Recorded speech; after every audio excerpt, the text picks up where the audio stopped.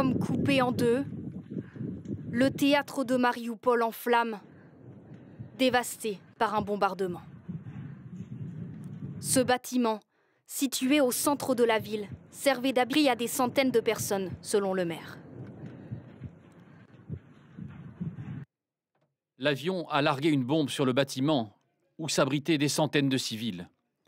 Il est impossible d'établir le bilan dans l'immédiat car les bombardements des quartiers d'habitation se poursuivent. À Moscou, le ministère de la Défense a démenti ce soir avoir bombardé ce quartier de Marioupol.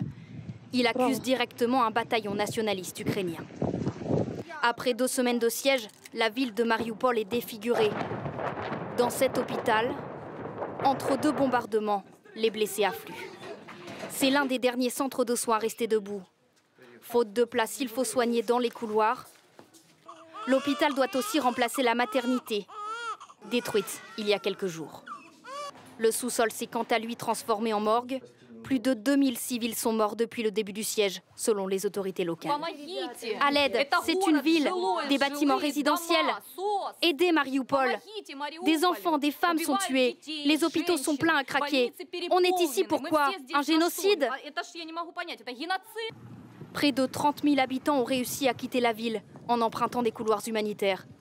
Marioupol, plus que jamais, est ce soir le symbole du drame que vit le peuple ukrainien. Impossible pour l'instant.